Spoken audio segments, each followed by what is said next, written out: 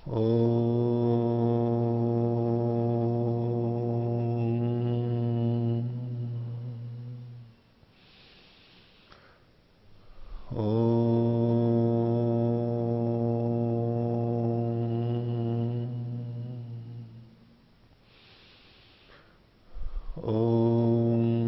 सहनावतु सहनौ भुनक्तु सह वीर्यं करवावहै तेजस्विनावतीतमस्तु मा विद्विषावहै। ओम शांति शांति शांति। वैशेषिक दर्शन की 71वीं कक्षा। वैशेषिक दर्शन को हम पिछली कक्षा में पूरा देख चुके हैं और आज केवल उसके बारे में आपको कुछ पूछना हो तो उसमें पूछ सकते हैं। उससे पहले जो प्रश्न आया था कि उदयवीर जी ने जो अलग अलग तरह के सन्निकर्ष यानी संयोग बताए हैं उसके बारे में स्पष्टता चाहिए। वैसे तो इन्होंने लिखा है तो स्पष्ट ही लिख रखा है, लेकिन फिर भी समझने की दृष्टि से अगर कुछ समझ में ना आया हो तो उदयवीर जी में पृष्ठ संख्या 136 और उसके आगे तो ये जो सूत्र था ये इंद्रियार्थ सन्निकर्षाद यन निष्पद्यते तद अन्यत आत्मेन्द्रियार्थ सन्निकर्ष। तो इंद्रिय और अर्थ का सन्निकर्ष जो होता है जब हम उनको जानते हैं प्रत्यक्ष करते हैं वो किस तरह से होता है उसको थोड़ा इन्होंने व्याख्याकारों ने विस्तृत कर दिया है, उसी को यहां इन्होंने उल्लेखित किया है। तो पहला तो है संयोग। सन्निकर्ष अनेक प्रकार के, उसमें पहला है ये संयोग सन्निकर्ष।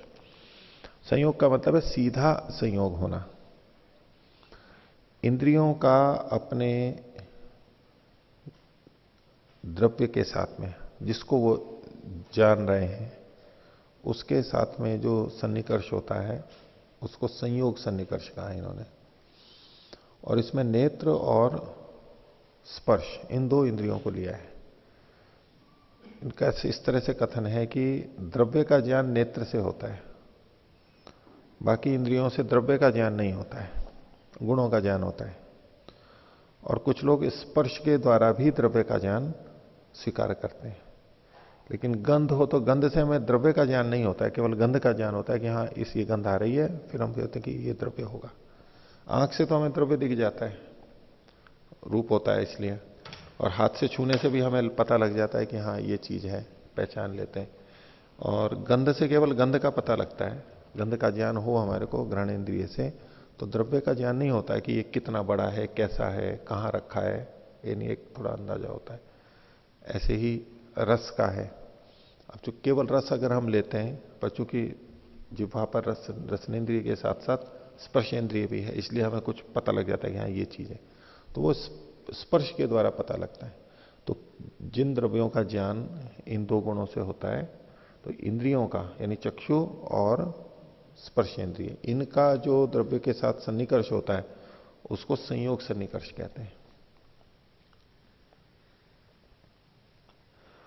और फिर अन्य इंद्रियों के साथ भी, अन्य इंद्रियों का, उसमें शब्द को ये छोड़ देते हैं विषय को, बाकी का द्रव्य के साथ में जब संयोग होता है तो द्रव्य में रहने वाले गुण, द्रव्य में गुण रहते हैं और द्रव्य में कर्म भी रहते हैं, और द्रव्य में द्रव्यत्व जाति रहती है। द्रव्य में गुण रहता है तो वहां गुणत्व जाति रहती है, द्रव्य में कर्म रहता है तो वहां कर्मत्व जाति भी है। तो इन जो जातियों का ज्ञान है उसके लिए ये कहते हैं संयुक्त समवाय।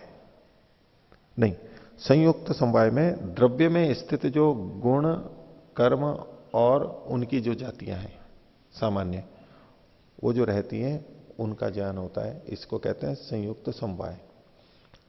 पहला था संयोग, ये तो संयुक्त जैसा हो गया।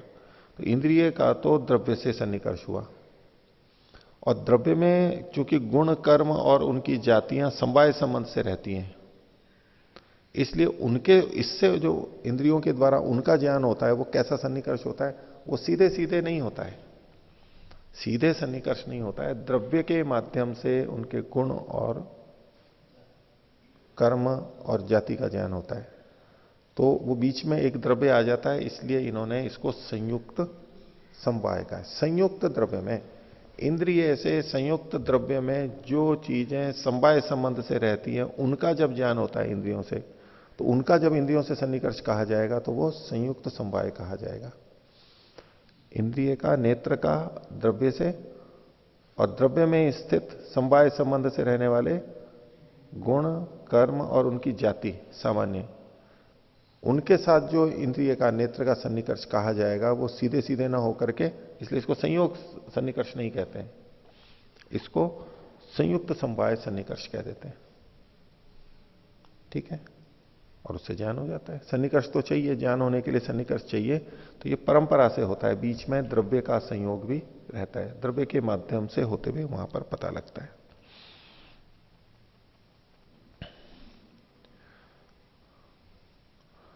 अब इनमें सामान्य मतलब तो सामान्य ही लिया इन्होंने। अब इनमें रहने वाली जो जाति है, इंद्रिय का, चक्षु इंद्रिय का द्रव्य से संयोग हुआ, द्रव्य में स्थित गुण उसके साथ हुआ, तो ये तो संयुक्त समवाय हुआ, और उस गुण में रहने वाला जो गुणत्व जाति है, और द्रव्य में जो कर्म है उसमें रहने वाली जो कर्मत्व जाति है, इनका तो ये भी उसमें गुण और कर्मों में समवाय संबंध से रहते हैं, गुणत्व रहता है। और गुणत्व में भी अलग अलग गुण ले लीजिए, रूपत्व है, रसत्व है, गंधत्व है, ये सब जो अंदर अंदर की जो जातियां हैं। और कर्मत्व कह लीजिए, और कर्मत्व में भी फिर अनेक प्रकार के कर्म होते हैं, तो उसमें उत्क्षेपणत्व, अवक्षेपणत्व, ऐसे करके जातियों का ग्रहण हम अंदर अंदर कर सकते हैं। इसको कहा जाता है संयुक्त समवेत समवाय। इंद्रिय का संयोग तो हुआ द्रव्य से, ये तो संयुक्त हुआ, और उसमें द्रव्य में जो समवाय संबंध से रहता है गुण और कर्म, और गुण और कर्म में रहने वाले समवाय संबंध से रहने वाली जाति, तो जहां जहां गुण होगा वहां वहां गुणत्व भी होगा, कर्म होगा वहां पर कर्मत्व भी होगा, समवाय संबंध से रहती है। तो द्रव्य, गुण और कर्म, और गुण और में गुणत्व और कर्मत्व, तो गुणत्व और कर्मत्व का ज्ञान जैसे इंद्रिय सन्निकर्ष से होता है, तो उनके साथ में कैसा संबंध कहा जाएगा, तो ये बीच में दो चीजें आ गई, जैसे संयुक्त समवेत समवाय।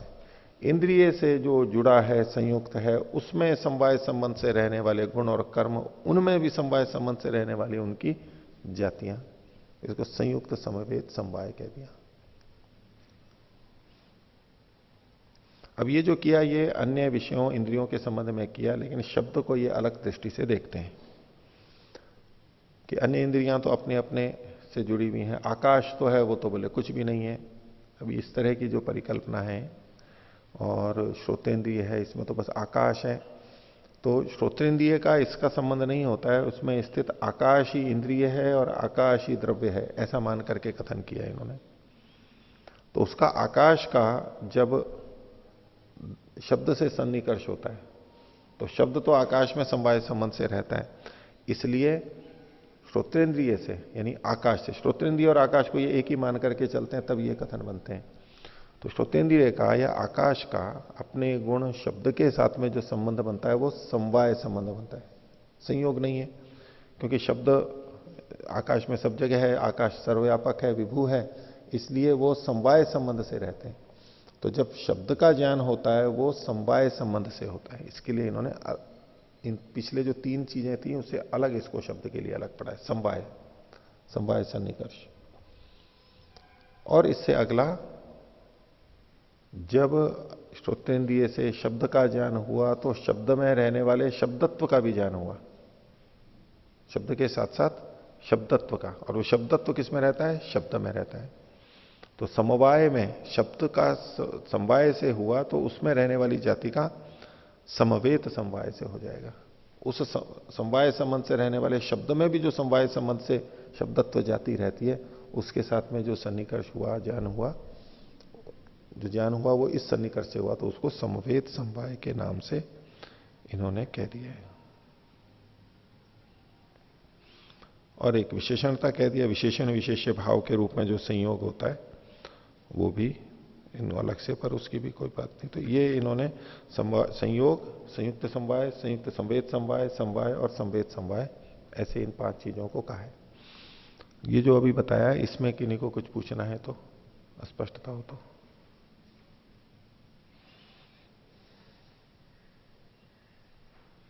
ठीक है, अच्छा, और किन्हीं को पिछले पार्ट में से पूछना है? पूछिए।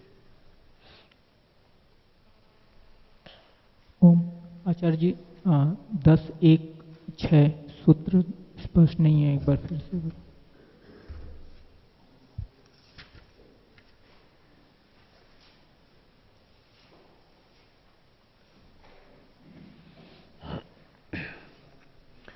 मूल विषय है यहां पर सुख और दुख ज्ञान से भिन्न है।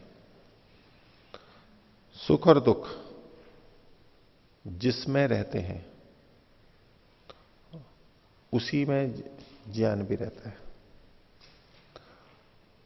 ठीक है, यानी आत्मा में गुणों का अपने द्रव्य के साथ में जो संबंध होता है, गुण द्रव्य में समवाय संबंध से रहते हैं। ये समझ में आता है?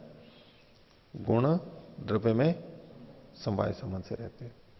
आत्मा भी अपने द्रव्य में समवाय संबंध से रहता है। अपना द्रव्य कौन है? उसका आत्मा।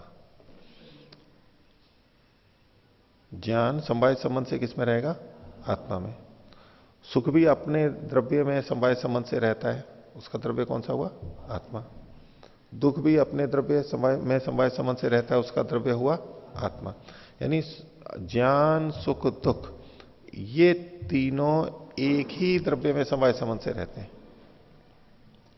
इसको कहा गया एकार्थ समवायी। ये तीनों गुण कैसे हैं?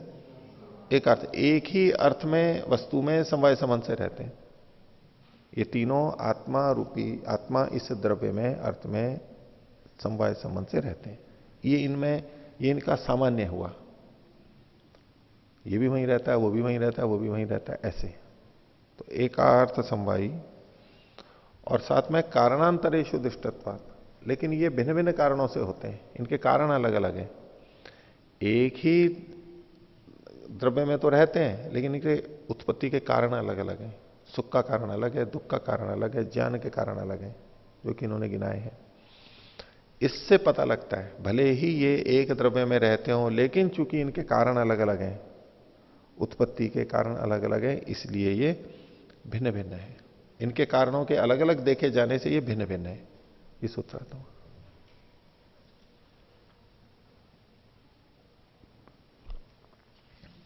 और कोई? ओम आचार्य जी, पृष्ठ संख्या 124,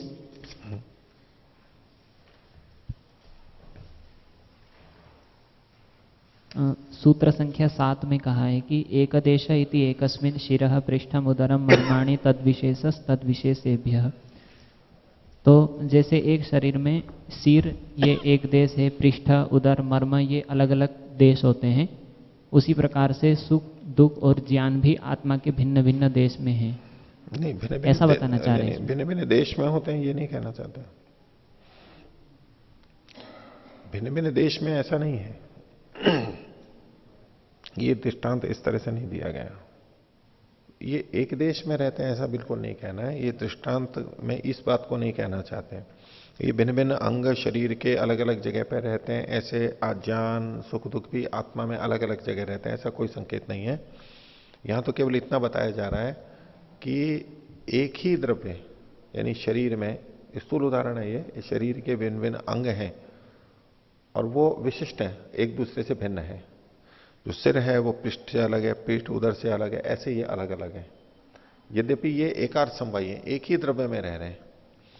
ये द्रव्य का उदाहरण दिया जा रहा है। अब ज्ञान, सुख, दुख तो ये तो गुण है, पर फिर भी समझाने के लिए कहा जा रहा है कि जैसे ये अवयव, सिर, पीठ आदि एक ही द्रव्य में रहते हैं, यानी शरीर में ही रहते हैं, ऐसे ही ज्ञान, सुख, दुख भी एक ही में रहते हैं। और जैसे ये द्रव्य यानी अंग ये अलग अलग होते हैं, उसमें रहते हुए भी पृथक पृथक है, यानी ये एक ही नहीं है, अलग अलग है। ऐसे ही ज्ञान सुख दुख भी अलग अलग हैं। और उसका कारण क्या है कि जैसे ये शरीर के अवयव भिन्न भिन्न उपादान कारणों से बने हैं, जिससे सिर बना है पीठ उससे नहीं बनी है, उससे अलग द्रव्य से बनी है। सबके अलग अलग घटक अवयव जो हैं वो अलग अलग हैं। ऐसे ही ज्ञान और सुख और दुख का कारण भी अलग अलग है। जैसे इन अवयवों के कारण अलग अलग हैं, शरीर के सिर आदि के कारण अलग अलग हैं, ऐसे ही ज्ञान सुख दुख का उत्पत्ति का कारण भी अलग अलग है। बस इतना ही कहना चाह रहे हैं। हाँ। वो आचार्य जी प्रशस्त पाद भाष्य में गुणों के विषय में एक बात लिखी है कि गुण व्याप्य वृत्ति होते हैं या फिर अव्याप्य वृत्ति, अर्थात द्रव्य में पूरे व्याप्त होकर के रहते हैं या फिर द्रव्य के एक देश में रहते हैं, उस तरीके से। तो वहां पर सभी अन्य गुणों के बारे में तो व्याप्य वृत्ति बताया कि अपने द्रव्य में पूरी तरह से व्याप्त होकर के रहते हैं, परंतु जो आत्मा के गुण हैं वो अव्याप्य वृत्ति हैं, अर्थात पूरे आत्मा को व्याप्त करके नहीं रहते हैं। आत्मा के अलग अलग देश में अलग अलग गुण रहते हैं। तो मुझे लग रहा है कि उसका आधार उनका यही सूत्र है, इसके आधार पर ही कहा है, क्योंकि ऐसी बात पिछले तो किसी सूत्र में आई नहीं है। यहाँ पर उसका थोड़ा संकेत मिल रहा है। लेकिन इस सूत्र से भी कैसे निकाल सकते हैं हम ये? वो आत्मा को सर्वव्यापक मानते हुए ये कथन कर रहे होंगे, क्योंकि जब आत्मा को सर्वव्यापक मान लिया तो सब जगह तो उसमें सुख दुख है नहीं उस तरह से। वो सुख दुख को शरीर से संबंधित इंद्रिय से संयुक्त जो भाग है वहीं पर ही सुख दुख को मान रहे हैं। तो अन्य द्रव्यों के गुण तो व्याप्य वृत्ति से यानी उसमें पूरे में विद्यमान माने गए, और आत्मा का जो सुख दुख ज्ञान है वो जहां ये शरीर और इंद्रियां हैं, मन इंद्रियां हैं, वहीं पर ही है, बाकी जगह पर नहीं है। इसको सिद्ध करने के लिए उन्होंने ऐसा कहा होगा। ठीक है। वो वैसे इसमें तो इस सूत्र से तो ये बात नहीं है, वो गलत हो जाएगा। एक एक देश में अगर मानेंगे अलग अलग जगह पे अलग अलग, तो उसमें फिर अपने आप में संदेह होगा। वो तो न्याय दर्शन में भी चर्चा आई है।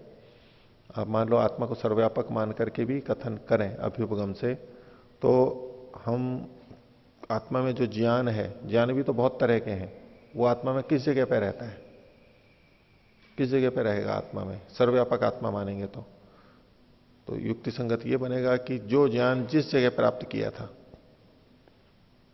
वहां रहेगा। अभी यहां बैठे हुए हैं, यहां कुछ हमने जाना, तो यहां स्थित जो हमारी आत्मा है वहां पर वो ज्ञान रहेगा। और यहां से उठ के हम अपने कमरे में चले जाएंगे तो वहां पर कमरे में स्थित जो हमारी आत्मा है वहां ये ज्ञान नहीं रहेगा,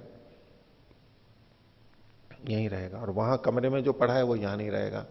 और परीक्षा देने के लिए विद्यालय में जब बैठेंगे तब वो कमरे में पढ़ा हुआ कमरे में रहेगा, विद्यालय में पढ़ा हुआ विद्यालय में रहेगा, और जहां परीक्षा देने बैठेंगे वहां वो नहीं रहेगा। कहां लेंगे? और अगर सब जगह है तो फिर सब जगह व्याप्य वृत्ति से हो गया। तो ये तो चूंकि चेतन है, परमात्मा के लिए भी जैसा हम स्वीकार करते हैं उसके जितने गुण हैं वो सब जगह पूरे पूरे हैं। जो दूर का जान लेना इत्यादि है, एक तो इंद्रियों से जानना है, एक है कि ऐसी ऐसी चीजें पीछे की और वो सब जान लेने का है। तो उसमें एक संभावना बनती है परमात्मा के माध्यम से जानने की, क्योंकि परमात्मा तो सबको पूरा पूरा जानता ही है। तो जब हमारा परमात्मा से संपर्क होता है तो हम उससे अगर जान लेते हैं तो हम कहीं भी बैठे हो हमारे को ज्ञान हो जाएगा। जैसे इंटरनेट के अलग अलग सबके रहते हैं अपने कंप्यूटर मोबाइल वगैरह, लेकिन एक सर्वर होता है मशीन जहां वो सारे के सारे चीजें होती हैं, वहां है और उससे जो जुड़ गया तो बस उसको सारी चीजें वहीं से प्राप्त हो जाएगी। ऐसे परमात्मा की से सारे ज्ञान हो सकते हैं एक संभावना के रूप में। ये रणजीत जी बात कर रहे थे, आप ही कर रहे थे ना, तो उस रूप में एक संभावना। वेद भाष्य के एक उसमें आया था भावार्थ में कि योगी लोग परमात्मा से जुड़ करके ज्ञान प्राप्त करते हैं। तो उस ठीक है। तो यहां वो जो व्याप्य वृत्ति वाली बात है ना, या अव्याप्य वृत्ति का आत्मा के संदर्भ में कहें तो ये तो जड़ वस्तु में फिर भी व्याप्य अव्याप्य करके कह सकते हैं हम कि एक चादर आदि है उस पर रंग लगाया है, रंग कहीं एक जगह लगा हुआ है, कहीं नहीं लगा हुआ है, कहीं अलग रंग है, कहीं अलग रंग है। मिठाई आदि है उसमें कोई चीज कहीं ज्यादा है या है कहीं नहीं है, ये हम थोड़ा भेद कर सकते हैं। भाई केसर है तो केसर कहीं कहीं है मिठाई में, सब जगह नहीं है, इस तरह से। पर फिर भी बिल्कुल जो कहेंगे आत्मा और परमात्मा के संदर्भ में तो व्याप्य वृत्ति मान करके चलना है। उनकी समस्या वही है कि वो सर्वव्यापक मानते हैं, इसलिए सब जगह मान नहीं सकते सब गुणों को, इसलिए उसको अव्याप्य वृत्ति करके उन्होंने लिखा होगा। हो सकता है इससे लिया हो, लेकिन इससे दृष्टांत इस तरह से तो नहीं घट सकता, नहीं घटना चाहिए। हाँ ठीक है, पूछिए। आचार्य जी, इंद्रिय दोषात संस्कार दोषात सूत्र में जो चक्षु इंद्रियों में विकार आने से जो ज्ञान में मिथ्यात्व आता है, उसी के संदर्भ में यदि शरीर में वात पित्त और कफ का जो संतुलन है वो बिगड़ जाता है तो उसके कारण चक्षु इंद्रिय में क्या दोष आता है? इन्होंने तो पित्त का उदाहरण दिया, खासतौर से पीलिया का उदाहरण दिया। और भी चीजें कर सकते हैं, देखने की दृष्टि से भी अंतर आ सकता है, हम उस पर भी थोड़ी विवेचना करें तो उस तरह से। एक तो रोग हो गया यानी पीलिया हो गया, तो चूंकि सब जगह रक्त में पीलापन बढ़ जाता है तो सब जगह, और यहां पर नेत्र में जो द्रव है उसमें भी पीलापन आ जाता है, तो वो पीली पीली चीजें दिखने लग जाती हैं। ठीक है, हाथ पैर भी ये सब पीले पीले से हो जाते हैं। वो तो चूंकि जो स्वच्छ है उसके अंदर पीलापन आ गया है तो सारा सारा पीला दिखने लगेगा। अब उसके अलावा दूसरी चीजों को हम देख सकते हैं, कुछ तो नेत्रों में परिवर्तन दिखता है, लेकिन नेत्र से जो देखने वाले हैं या नेत्र की गतिविधियां हैं उसमें बात का प्रकोप है तो नेत्र की चंचलता अधिक होगी, उस तरह से देखेंगे, ध्यान से नहीं देख पाएगा और हल्का हल्का देखेगा। इस तरह से कुछ अंतर कर सकते हैं। कफ का है तो स्थिरता अधिक रहेगी नेत्रों के अंदर, जड़ता रहेगी, एकदम तेजी से नहीं देख पाएगा, वो धीरे धीरे देखेगा या देरी से थोड़ा ज्ञान होगा। और पित्त का है तो उसमें पीलापन है या लालपन है, उस तरह की चीजें हो सकती है। बाकी नेत्र में जलन है, सूखापन है, चिकनापन अधिक है, भारीपन है, हल्कापन है, गर्मी है, ये लक्षण नेत्र के अंदर तो वात पित्त कफ से कई आ सकते हैं। और देखने की दृष्टि से भी अंतर हो सकता है, जैसे कि धुंधला धुंधला सा दिखने लगता है ना इनके, तो वैसे तो आयुर्वेद में सभी चीजें वात पित्त कफ के कारण ही मानी जाती हैं। तो जैसे किसी को जाले जाले दिखने लगते हैं, गीड़ ज्यादा आता है, अड़चन सी लगती है, थोड़ा इधर उधर करते हैं तो थोड़ा सा दिखाई देता है, जैसे कुछ मलिनता आ गई है, उसको कफ के कारण से कह सकते हैं। तो लेकिन इतना ही कोई स्पष्ट तो मेरे को नहीं ध्यान आता कि सीधे सीधे कि वात पित्त कफ के कारण से, वात पित्त कफ के कारण से नेत्र रोग तो बता रखे हैं, लेकिन देखने के स्वरूप में जो हमारे को अंतर आ रहा है, तो पित्त के कारण पीला पीला सा, लाल लाल सा कह सकते हैं कुछ, कफ के कारण से सफेद सफेद सा कह सकते हैं, ऐसा कुछ थोड़ा सा।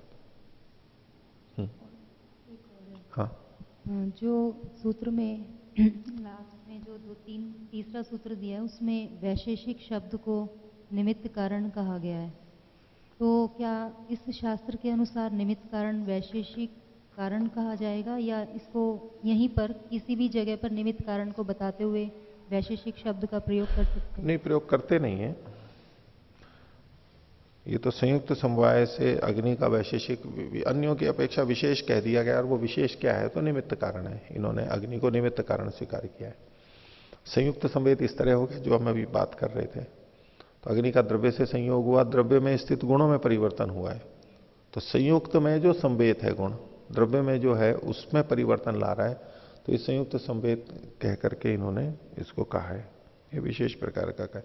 लेकिन ऐसा नहीं है कि विशेष कहने पे हमें निमित्त कारण का बोध होता है। विशेष तो एक अलग पदार्थ हो गया, द्रव्य गुण कर्म, सामान्य विशेष और समवाय। विशेष शब्द उसी अर्थ में यहां पर अधिक प्रचलित है, प्राय वही बोला जाता है, और निमित्त कारण को निमित्त कारण के रूप में ही कहा जाता है।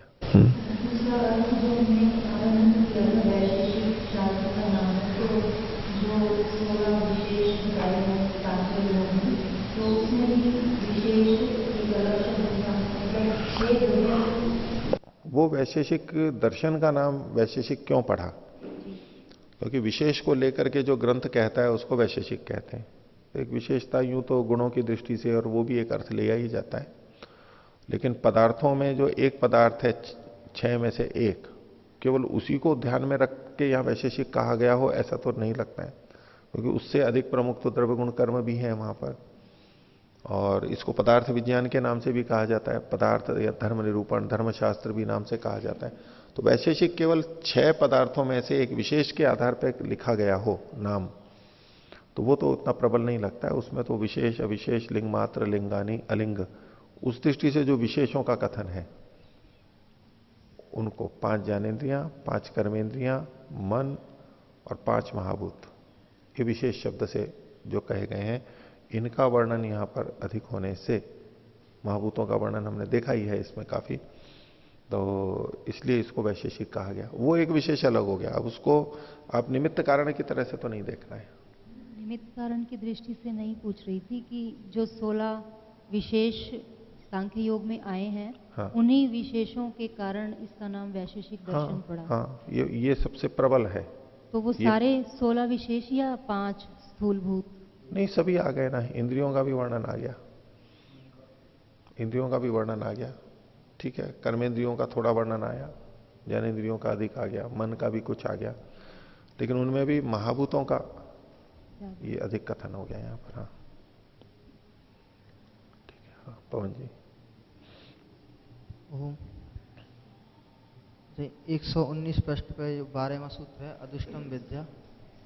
120 पर 119 19। हाँ, इसमें भाष्य में ऐसा बताया था कि जो विद्या है वो किसी भी कारण से दुष्ट नहीं होती है, सदा उसी रूप में स्थित रहती है। तो पर देखते हैं जैसे उसमें योग दर्शन में भी आया है कि जब समाधि की बहुत ऊंची अवस्था प्राप्त हो जाती है तब भी तच्छिद्रेषु प्रत्यांतराणि संस्कारेभ्यः, यानी दूसरे ज्ञान आते रहते हैं, उसके विपरीत भी। और एक स्थानीय उपनिमंत्रण वाला भी है कि पुनः अनिष्ट प्रसंग आते, यदि जागरूकता न रही तो विद्या वो भी, जितने अंशों में विद्या है वो भी अविद्या में बदल जाएगी। ऐसा है, उसमें विद्या अविद्या में नहीं बदल जाती। तच्छिद्रेषु प्रत्यांतराणि संस्कारेभ्यः, उसमें छिद्र होते हैं, वहां दूसरी चीजें निकल के आ जाती हैं। उसमें वहां पर यह भी कहा है, क्लिष्ट में रहती भी अक्लिष्ट ही रहती है, और अक्लिष्ट के प्रवाह में विद्यमान क्लिष्ट भी क्लिष्ट ही रहता है। क्लिष्ट प्रवाह पतित जो अक्लिष्ट है वो अक्लिष्ट ही रहता है, और अक्लिष्ट के प्रवाह में पतित जो क्लिष्ट होता है वो क्लिष्ट ही रहता है, वो ही नहीं बदल जाता है। इसमें केवल ये होता है कि हमारे को जो पहले शुद्ध ज्ञान था वो शुद्ध ज्ञान है, लेकिन वो दब जाता है, और जो मिथ्या ज्ञान है वो उभर जाता है। तो हम कहते हैं कि वो जो ज्ञान था वो खत्म हो गया है, बिगड़ गया। हमारे अंदर दोनों तरह के ज्ञान थे, अच्छा भी और बुरा भी, तो शुद्ध ज्ञान भी और अशुद्ध ज्ञान भी।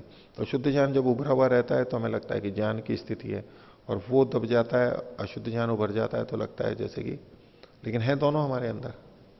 अगर हमने ज्ञान रखे हैं तो वो दोनों ही हैं अंदर। व्यवहार की दृष्टि से, वृत्ति की दृष्टि से उसमें हमारे को परिवर्तन दिखाई देता है। जो अशुद्ध ज्ञान है यदि वो लंबे समय तक बना रहता है तो जो शुद्ध ज्ञान है वो वापस आने की संभावना कम रह जाती है। तो ऐसे में लगता है कि पहले जो शुद्ध ज्ञान था वो एक तरह से नष्ट हो गया और अशुद्ध ज्ञान आ गया उसके स्थान। ऐसा नहीं कह सकते। अशुद्ध ज्ञान भी देर तक रहता है तो लंबा चलेगा, लेकिन हट तो वो भी सकता है। यहां जो कहा गया ना अदुष्टम विद्या, और इसके भाष्य के आधार पर जो आप कह रहे हैं कि न केनापि कारणेन बाधकेन वा दुष्यते बाध्यते वा सर्वत्र सर्वदा तथैव तिष्ठति, जहां शुद्ध ज्ञान है वहां शुद्ध है। बस आप अपनी दृष्टि से कहेंगे तो हमारे ज्ञान में परिवर्तन तो होता रहता है। जो वृत्ति के रूप में ज्ञान है उसमें परिवर्तन होता रहता है, कभी शुद्ध ज्ञान रहता है और कभी वही हट जाता है, हमारे को अशुद्ध ज्ञान हो जाता है। कभी संसार सुखमय दिखाई देता है, कभी दुखमय दिखाई देने लगा, फिर उसको भी सुखमय दिखाई देने लग जाएगा। ये सब होता रहता है, ये परिवर्तन तो होता ही है। इसका ये जो पंक्ति लिखी हुई है इसको इस तरह से नहीं समझना चाहिए, या उस तरह का कि ज्ञान में कोई परिवर्तन ही नहीं आता है, शुद्ध ज्ञान में परिवर्तन ही नहीं आता है, इस दृष्टि से नहीं समझना चाहिए। अंदर के स्तर पर जहां हमारे को शुद्ध ज्ञान है तो शुद्ध ज्ञान का संस्कार है, वो शुद्ध ज्ञान का संस्कार ही रहेगा। तो जो बात आप कह रहे हैं कि हमारे ज्ञान में परिवर्तन होता है वो अपनी जगह ठीक है, हमारे वृत्ति के रूप में हमारा ज्ञान बदलता रहता है, लेकिन अंदर संस्कारों के स्तर पर करें तो जो अच्छे संस्कार हैं तो वो अच्छे ही बने रहेंगे, बुरे हैं वो बुरे ही बने रहेंगे, एक दूसरे से यूं नहीं हो जाते। लेकिन कब कौन सा उभरता है उसमें अंतर पड़ेगा। इसी में जैसे कि इस जन्म में जो शुद्ध ज्ञान है तो इस जन्म में मृत्यु होगी, तो दूसरा जो नया जन्म मिलेगा उसमें दोबारा से फिर सब चीज़ों के बारे में विद्या प्राप्त करनी पड़ती है, यानी वो ज्ञान प्राप्त करना पड़ता है। तो ऐसे में वहाँ उस जो पहली विद्या सुसंस्कार उनकी अभिव्यक्ति मानेंगे या वो नई उत्पन्न होती है, वो ऐसे क्या देखेंगे? पिछले जन्मों का अगर हमारे पास संस्कार है तो अगले जन्म में वो चीजें आसानी से जल्दी निकल जाती है। शीघ्र हम सीख जाते। पिछले जन्म के संस्कारों को दो दृष्टि से देखिए आप। एक तो है कि हमारे को ये संस्कार है कि हम यहाँ ऋषि उद्यान में रहे, अजमेर में रहे, उस जगह रहे, अपने घर में रहे, इसके। एक यहां रहते हुए जो हमने सुख और दुख अनुभव किए, जो हमने समझ पैदा की, किससे कैसे व्यवहार करना चाहिए, कैसा व्यवहार उचित है, कैसा व्यवहार अनुचित है, एक सामान्य ज्ञान। अब वो व्यवहार किस व्यक्ति विशेष से हुआ था उसको छोड़ दीजिए। बहुत सारे जो हमारे को अनुभव होते हैं वो होते तो व्यक्ति व्यक्ति से हैं, लेकिन उससे जो समझ बनती है वो एक सामान्य समझ बन जाती है। वैसा ही हम फिर और जगह भी लगा लेते हैं। हमने किसी एक दुकान से धोखा खाया, गलत वस्तु दे दी उसने, और एक सबक सीख लिया। तब वो सबक का ये मतलब नहीं है कि उसी दुकान और उसी वस्तु और उसी व्यक्ति से संबंध में हमने सबक सीखा है। एक सामान्य सबक सीखा है। वो व्यक्ति, वस्तु, दुकान, वो तो सब एक तरफ हो गए, बस जो हमने सबक सीखा था बस वो सीख लिया। हमने इतनी बार खाना खाया, ये चीज ऐसी होती है, ये चीज ऐसी होती है, किस दिन कहां कैसे क्या खाना खाया था, उससे क्या अनुभव हुआ, वो एक संस्कार अलग है। लेकिन ये चीज ऐसी होती है, ये एक सामान्य ज्ञान रहता है। वो कहां हमने किया, किस जगह किया, कैसे बैठे थे, क्या थे, उस सबको छोड़ करके एक जो सामान्य ज्ञान जो हो जाता है वो संस्कार। तो इस जन्म में हमने किस गली में घूमे, कहां क्या किया, किस विद्यालय में गए, किस बेंच पे बैठते थे, इत्यादि सारी बातें, हमने कपड़े किस दुकान से खरीदे थे, इन सबको वो संस्कार रहते हैं। लेकिन उसकी हमारे को अगले जीवन में कोई आवश्यकता नहीं रहती है। लेकिन उसके सार के रूप में कैसे क्या चीज लेनी चाहिए, कैसे होनी चाहिए, सुख दुख क्या होता है, उससे क्या प्रभाव पड़ता है, ये जो एक सामान्य सार के रूप में आता है वो अगले जन्मों में तो जाता ही है। अब भाषा है, कहीं और जाएंगे तो फिर से भाषा सीखनी पड़ेगी। पिछले जन्म की है तो वो जल्दी सीख लेगा, इतना ही अंतर है। लेकिन जो साधना की दृष्टि से संस्कार हैं, या तो रागात्मक द्वेषात्मक संस्कार है, सांसारिक संस्कार हैं, या तो वैराग्य के संस्कार हैं, वो संस्कार की भावना वो अंदर बनी रहेगी और वो व्यक्ति समाज को देख करके एकदम से उस संस्कार की तरफ बढ़ जाएगा, जिधर भी अच्छा है बुरा जाना है। तो संस्कार तो जाते हैं। और कोई पूछिए जी। उदयवीर जी शास्त्री की पुस्तक में पृष्ठ संख्या 42।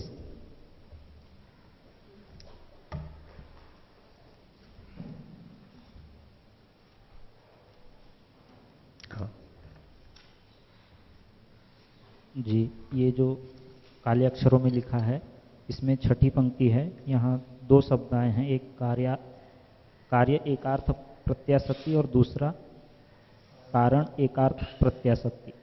जी, इनको एक बार स्पष्ट कर दीजिए। देखिए, इसको पूरे को पढ़िए। ये असंवायी कारण का लक्षण पहले बताया इन्होंने। संवायी कारणे प्रत्यासन्नम सत यत् कार्यस्य कारणम भवति तत् असंवायी कारणम। किसी कार्य के संवायी कारण में प्रत्यासन्न रहता हुआ जो उस कार्य का कारण बनता है वह असंवायी कारण कहलाता है। तो लक्षण में प्रत्यासन्न पद का अर्थ संबद्ध अथवा सन्निकृष्ट है। यह संबंध या सन्निकृष्ट समवाय माना गया है। ऐसी यह प्रत्याशक्ति या संबंध दो प्रकार का होता है। यानी असंवायी कारण के संदर्भ में ये दो बातें इन्होंने कही हैं।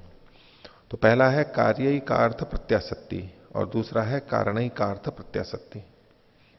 देखिए, इसको समझिए। पहला है जैसे तंतु संयोग पट का असंवायी कारण है,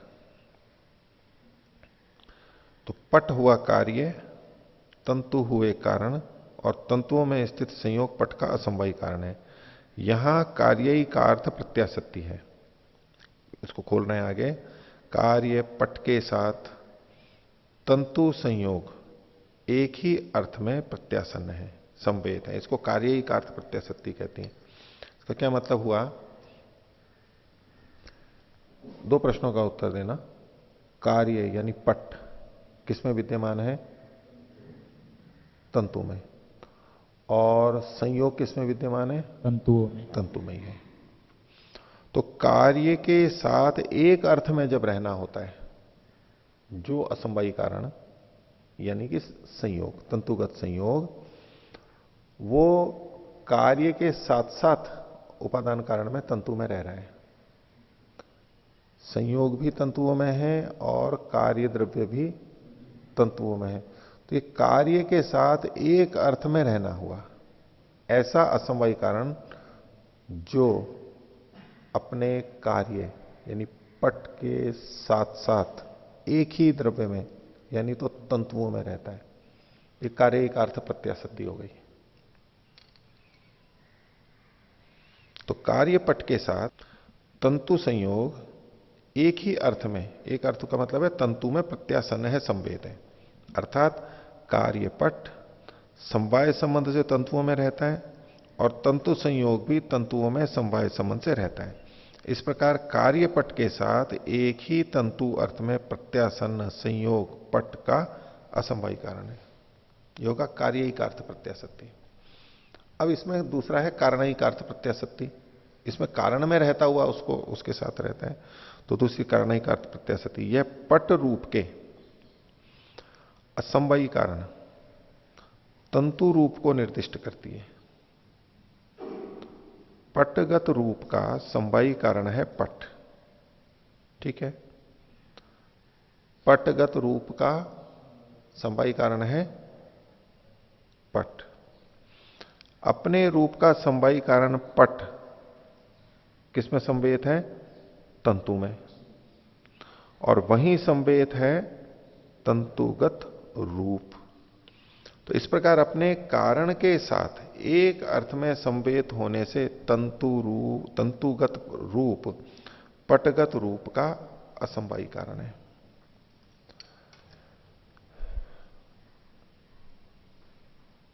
पट का रूप पट में रहता है।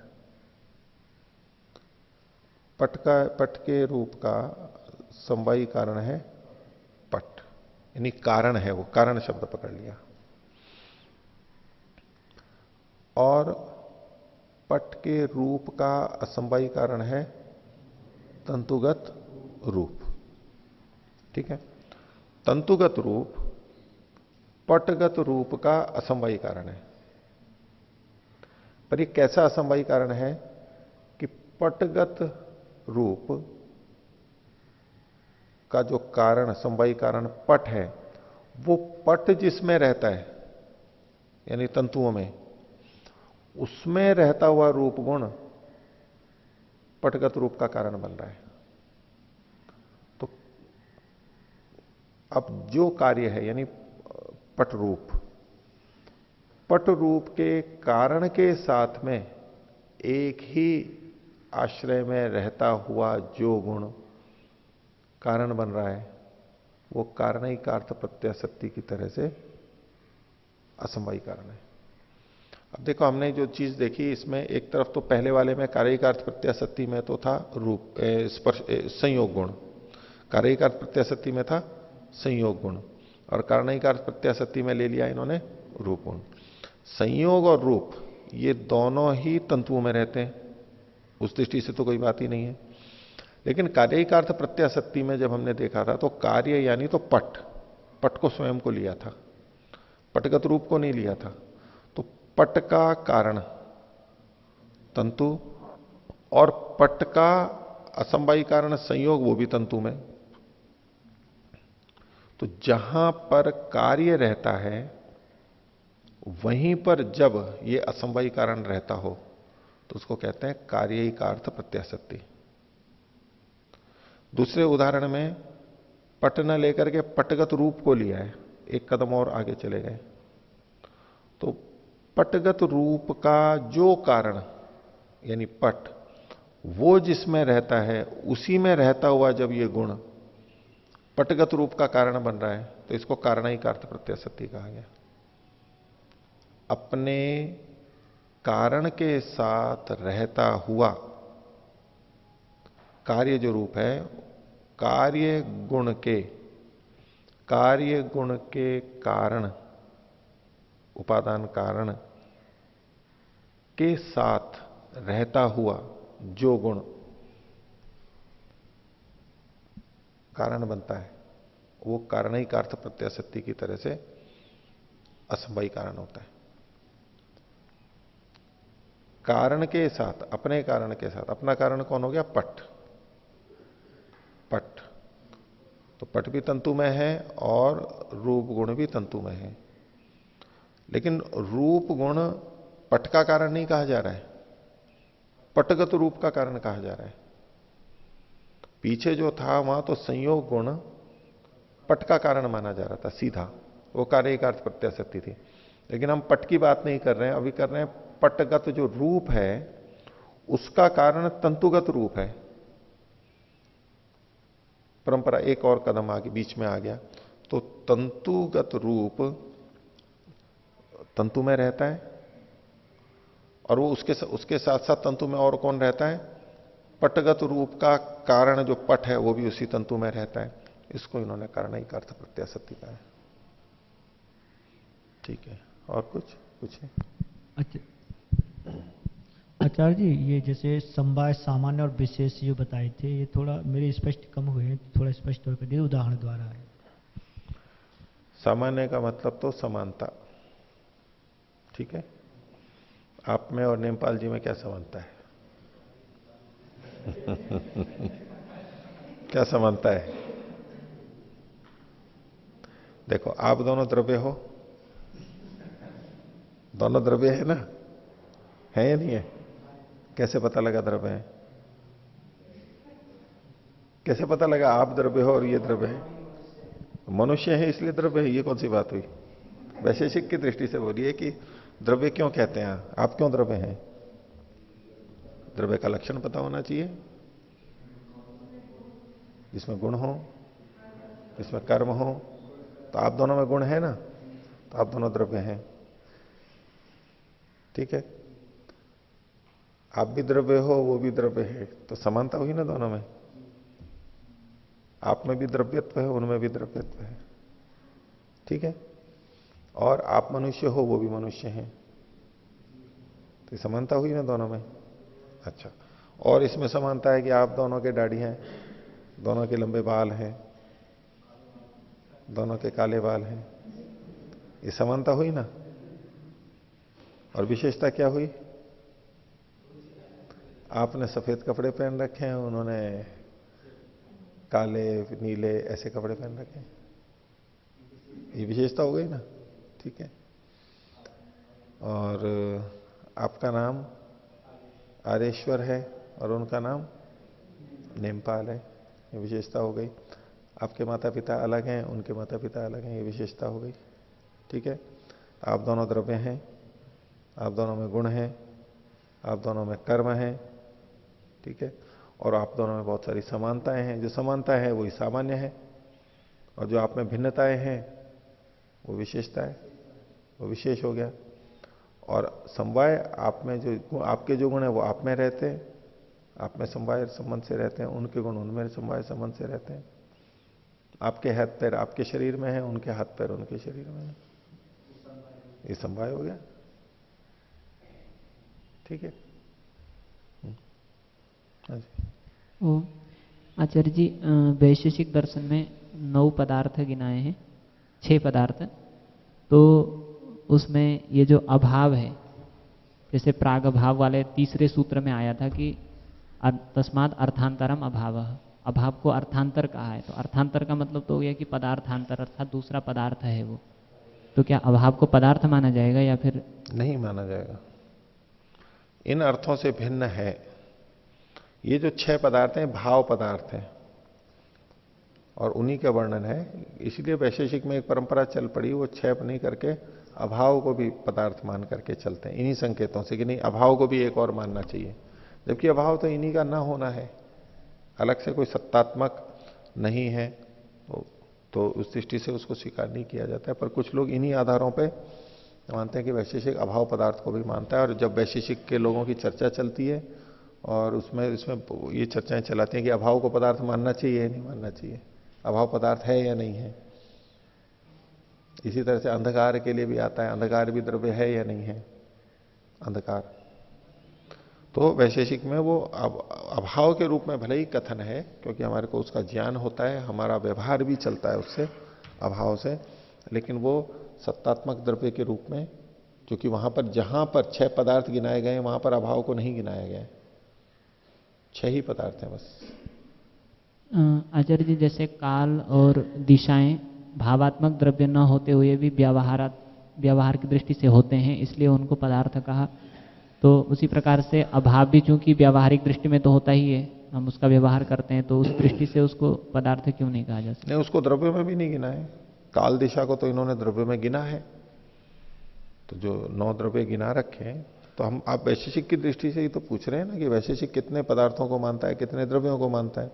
स्पष्ट रूप से परिगणन किया गया है नाम लेकर के, तो इसलिए वो 9 ही पदार्थ, 9 ही द्रव्य माने जाएंगे। 6 ही पदार्थ और 9 ही द्रव्य माने जाएंगे और अधिक नहीं मानेंगे इनकी दृष्टि से। तो काल दिशा भले ही वो भावात्मक जैसे भी आप कहिए उसको, लेकिन इसको इन्होंने इतना महत्वपूर्ण थे कि उसको अलग से स्वीकार किया है। जी। और एक दूसरा प्रश्न है कि जैसे वैशेषिक दर्शन में जो तत्व ज्ञान होता है, तो वो उन्होंने कहा कि साधर्म्य वैधर्म्य से तत्व ज्ञान होता है। तो परमात्मा के विषय में जैसे पिछले दिनों उपदेश मंजरी में भी उसकी चर्चा आ रही थी कि परमात्मा का सजातीय है कि नहीं है, मतलब किसी के साथ में उसका साधर्म्य है या वैधर्म्य ही है, उस तरीके की चर्चा थी। तो उसमें अगर हम चेतनता की दृष्टि से देखें, सत्ता की दृष्टि से देखें, तो साधर्म्य तो है। नहीं, उसमें द्रव्य की दृष्टि से साधर्म्य यानी कि ईश्वर चूंकि परमात्मा अकेला है, उस जैसा, जैसे हम मनुष्य हैं तो मनुष्य जैसा और दूसरा मनुष्य है, तो इसमें हम सजातीय तत्व देख सकते हैं। गाय हैं तो बहुत सारी हैं, तो गोत्व देख सकते हैं। तो जैसे ईश्वर है तो ईश्वरत्व तो इस रूप में और किसी में नहीं है। लेकिन आप जो सजातीयत्व न कह करके उसको साधर्म्य कहें, चेतनता जो आप कहना चाहते हैं कि आत्मा में भी चेतनता है, परमात्मा में भी चेतनता है, ये तो सब सत है। सत जो पर सामान्य है, उस दृष्टि से भी ये समानता सब में सत्ता है, सत्ता है, सत्ता है, ईश्वर जीव प्रकृति तीनों की। इसको तो हम सामान्य के रूप में लेंगे। वहां जो वो कहना चाहते होंगे सजातीय कि ईश्वर जैसा एक और ईश्वर नहीं है, वो एक ही है, 2 नहीं है, 10, 15, 100 करोड़ नहीं है। जीवात्माओं के लिए कह सकते हैं, जीवात्माएं बहुत सारी हैं, तो उनमें सजातीयत्व है। तो सजातीयता का कथन तो तभी हो सकता है जब एक से तो अधिक होनी चाहिए, कम से कम 2 या और अधिक होने चाहिए, इसलिए उसका नहीं कहा है वहां पर। हाँ जी। सत्यार्थ प्रकाश के प्रथम समुल्लास में ब्रह्म शब्द की व्याख्या में ऐसे आता है कि सजातीय विजातीय स्वगत भेद शून्यम ब्रह्म, अर्थात जो सजातीय विजातीय और स्वगत भेद से शून्य होता है। तो वो मतलब विजातीय, मतलब इसकी दृष्टि से देखें तो वहाँ तो साधर्म्य वैधर्म्य तो उसमें घटता ही है, घटेगा। तो फिर वो किस दृष्टि से वहाँ पर कहा जा रहा है?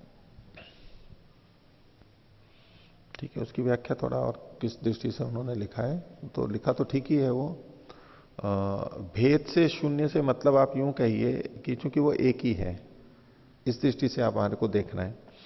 अन्यों से समानता है वो मिलेगी, अन्यों से विशेषता भी मिलेगी, विजातीयता भी मिलेगी, कि इसमें ईश्वरत्व है, किसी में जीवत्व है और किसी में गोत्व है। ऐसे यूं तो भिन्नता यूं देखेंगे कि यानी अन्योन्या भाव की दृष्टि से देखेंगे तो वो विजातीयता दिखेगी वहां पर। लेकिन सजातीय विजातीय स्वगत भेद से शून्य है, तो उस जैसा और कोई नहीं है और उसमें और कोई जाति नहीं है, वो अपने आप में एक ही है बस। और उसमें अपने आप में कोई भेद नहीं है, स्वगत भेद नहीं है, बस एक ही है बस। वो उस सबको कहना चाहते हुए वहां भाव लिखा होगा उससे। ठीक है, और कोई? हाँ कुछ मात्र ये पूछना था कि जैसे महर्षि दयानंद ने जो 4 प्रमुख प्रमाण माने हैं और 4 गौण जो प्रमाण रखे हैं, उसमें जो अभाव को रखा, वो यहीं से इसी वैशेषिक से ही वो प्रभावित होकर उन्होंने रखा है या उसका कुछ और भी कारण? यहाँ नहीं, अभाव तो यहाँ पर लिखा है, लेकिन प्रमाणों की गणना में तो यहाँ पर अभाव को नहीं उल्लेखित यहाँ पर नहीं है, लेकिन महर्षि ने उनको प्रमाण में रखा। जी, वो न्याय दर्शन में आता ही है, वात्स्यायन भाष्य में, और इनका अंतर्भाव कर दिया जाता है। तो अभाव को भी उन्होंने प्रमाण रूप में स्वीकार किया है, क्योंकि हम जानते हैं उसको, किसी के न होने से भी हमारे को ज्ञान हो जाता है कि यहाँ पर नहीं है।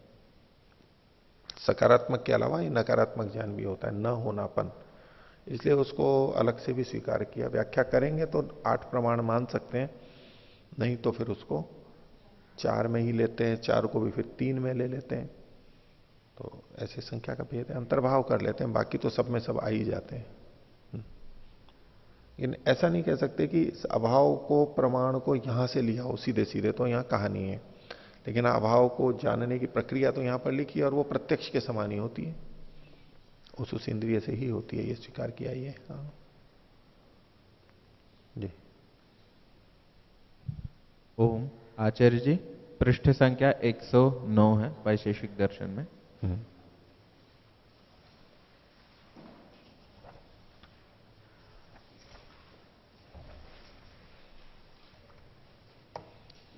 आचार्य जी, 11वां सूत्र है आचार्य जी।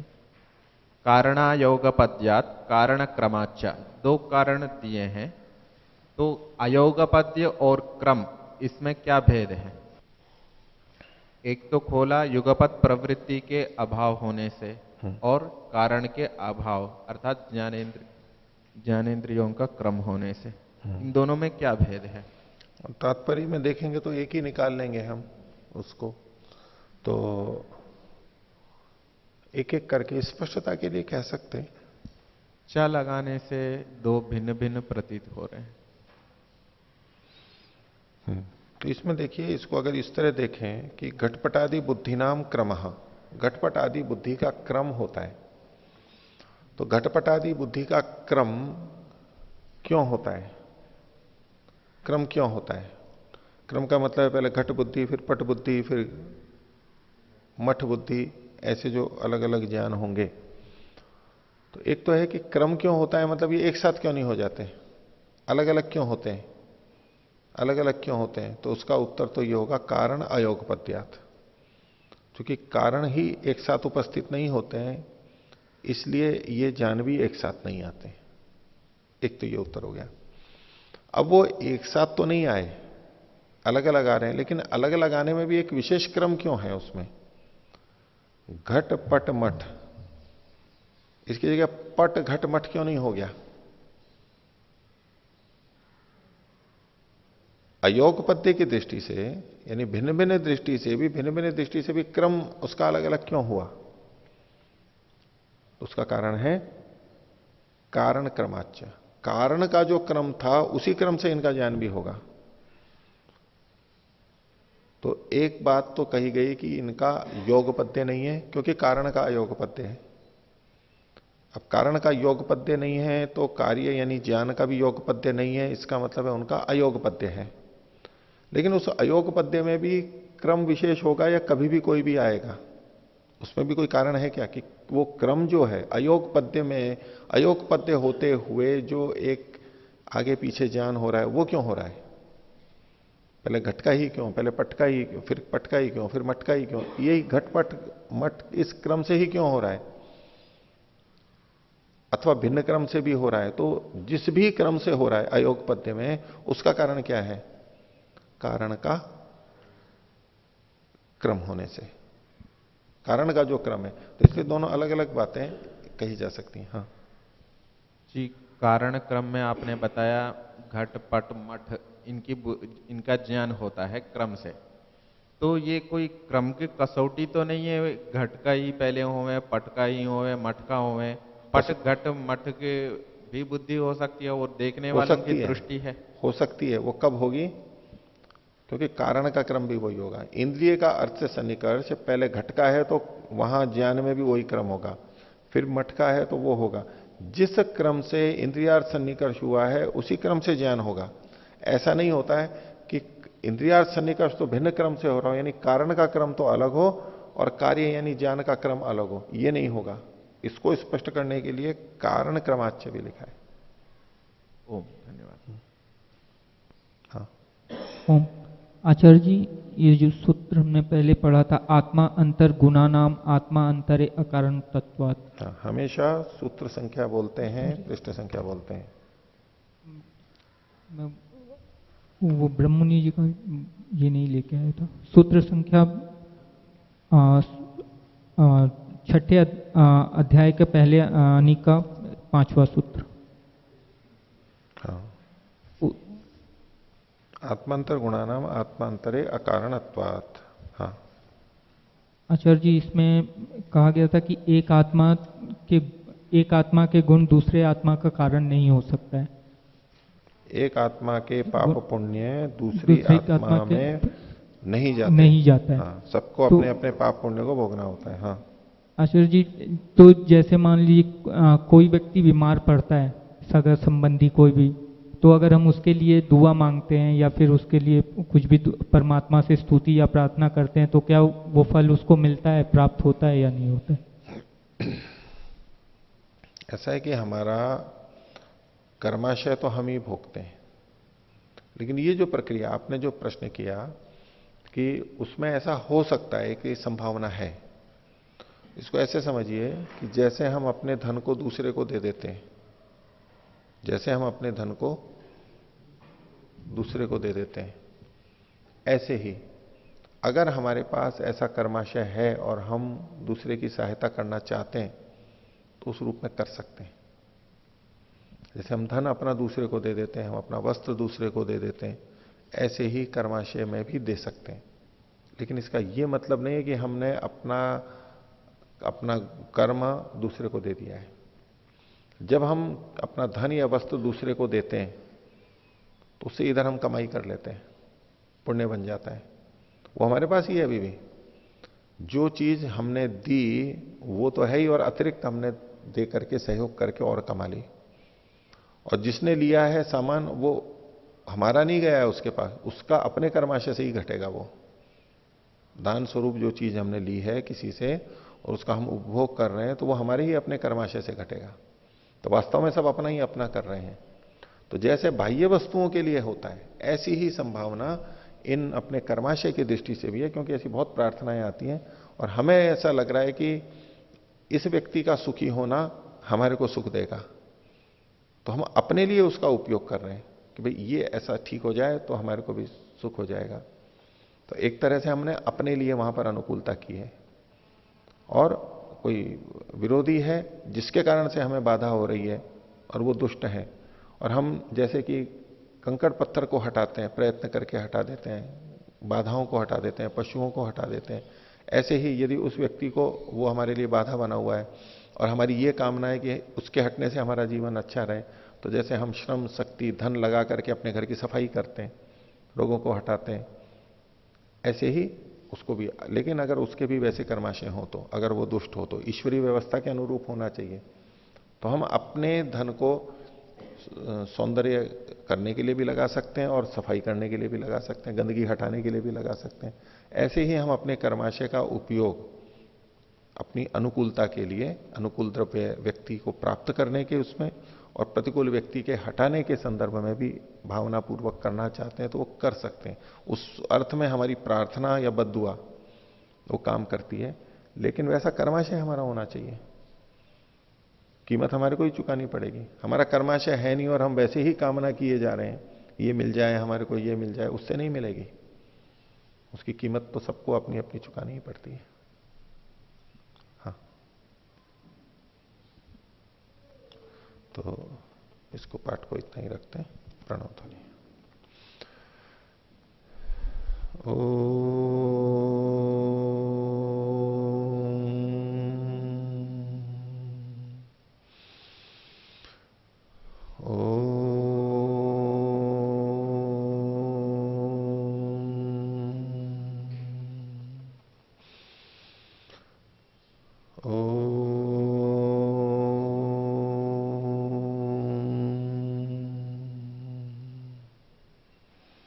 सभी को साधारण विवाद है।